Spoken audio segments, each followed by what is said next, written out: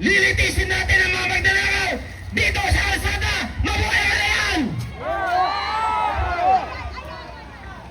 Kaninong bang ano ito?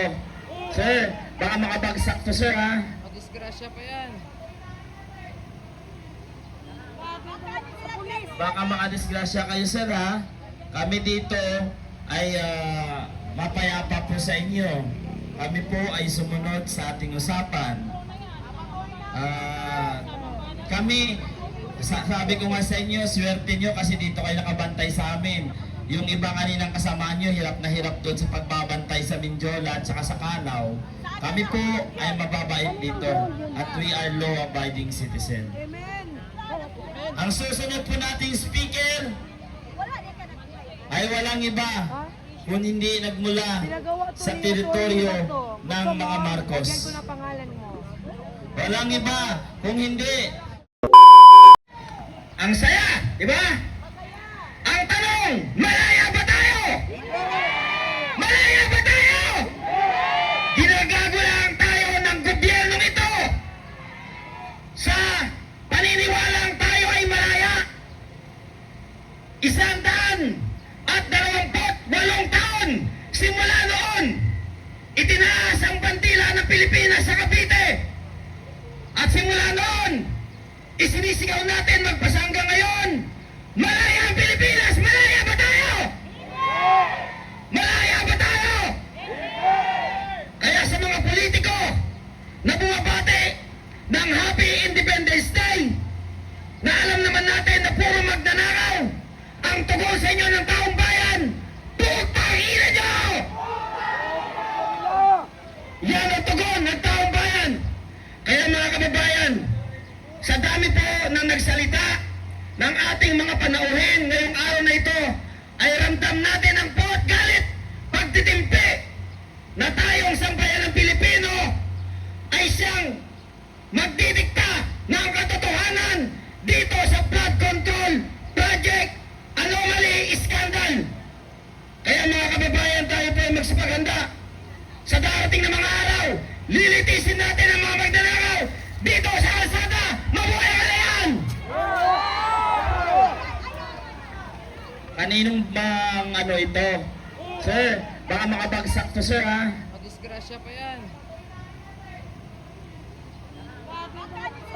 Baka makadisgrasya kayo sir ha? Kami dito ay mapayapa po sa inyo. Kami po ay sumunod sa ating usapan. Kami, sabi ko nga sa inyo, swerte nyo kasi dito kayo nakabantay sa amin. Yung iba kaninang kasama nyo, hirap na hirap doon sa pagbabantay sa Mindiola at saka sa Kalaw.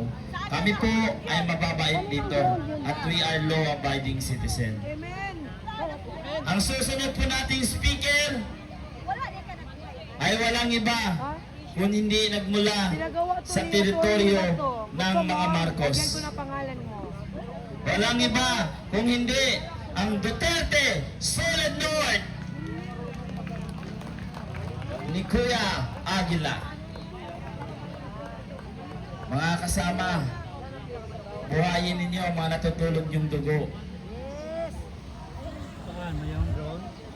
Magandang hapon sa inyong lahat. Mga kung ano man po ang nabibitawan ng ating mga speaker na pananalita ay wala pong pananagutan ang ating mga organizer. Dahil ito po ay bugso ng kanilang mga damdamin at ito po ay hindi natin maiiwasan dahil sa galit sa nangyayari ngayon sa panahon ng administrasyon ni Bangag.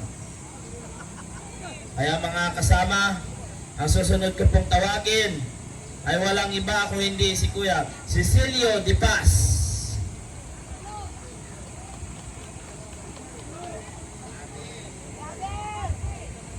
Mapagpalang araw po sa inyong lahat, mga kaibigan, mga kasama sa pagtitipon na ito.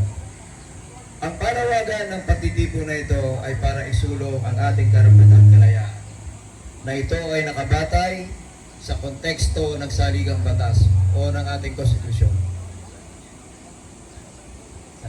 Sandali lang po. Baka kung may nagmamayari po ng Mirage na kulay red po dyan sa labas, may lalabas lang daw po na sasakyan. Baka pwedeng pasuyo. Salamat po. panawagan ng pagtitipon na ito ay para sa pagkakaisa ng bawat mamamayang Pilipino. Tayo ang gobyerno at ang pamahalaan ay itong administrasyon na ating tinutuligsa dahil sa mga anomalya, katiwalian at korupsyon. So alam nyo kung bakit tayo nandito. May kamalayan ang bawat isa dahil ito ay nakikita natin at namamalas natin sa pang-araw-araw ng ating gawin ng buhay. Gusto ko lamang talastasin ang mga kailangan nating malaman. Ang pagtitipon na ito ay tanda ng supremacy of civilian authority. Pero ito po ay kulang. Dahil po, kung tutusin, pag sinabing supremacy of civilian authority sa Article 2, Section 3, kailangan po ay halos ito ay puno magmula doon hanggang doon. Yan po ay pinapahiwatig ng kapangyarihan o makapangyayaring batas na ang may otoridad lamang ay mamamayang Pilipino para tutulan ang anomalya, katiwalian at korupsyon. Mayroon po tayong dalawang klase ng paninindigan na minsan nalilito tayo o nagkakaroon tayo ng kagulumihanan. Ang dalawang mukha o dalawang uri ng paninindigan ay ang integridad at ang prinsipyo. Minsan po hindi naliliwanagan sa inyo. Ang prinsipyo ay may dalawang mukha. Mali man o tama, ipaglalaban po ninyo yan. Pero walang integridad po dyan. Ang integridad ay base sa katotohanan. Pero ang prinsipyo, mali man o tama yan, dahil yan ang pinaniniwalaan mo, ipaglalaban o paninindigan mo. Kaya po, katulad ng nangyayari sa loob ng Senado, na ang kanilang paniniwala o ang paninindigan nila na pwedeng maging dalawa ang uri o sangay ng Senado. Senadong Malacanang, Senado para sa masang Pilipino. Sino po ba ang dapat nasundin sa dalawa? Sino ang lehitimo? Ang lehitimo ay ang Senado para sa masang Pilipino. Hindi ang Senado o ang mga senador para sa Malacanang. Kapag sinabing Senado na para sa Malacanang, yan ay sumasagisag ng isang kolonyalismong mentalidad o mapang-aliping kaisipan.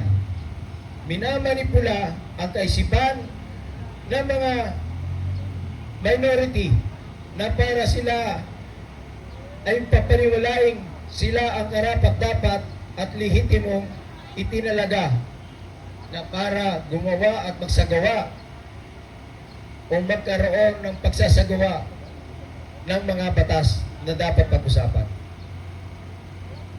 Kung nasa integridad po ang ating paninindigan, kahit po yan, katulad ng ginawa ng ating 13 mga senador, nabawasan tayo ng isa.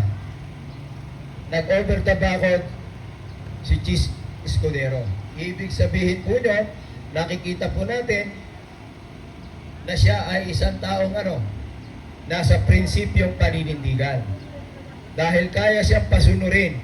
Pakinggan nyo pong mabuti dahil para hindi po tayo malinlang sa susunod ng mga darating na eleksyon kung meron man. Kung meron man.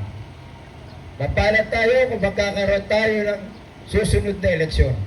Ito lang masasabi ko, kung bakit si Chis Escudero ay sinabi ko na sa prinsipyo ng paninindigan, yun yung paniniwala niya at siya ay kaya pasunurin ng dahil sa kapangyarihan na impluensya nitong administrasyon.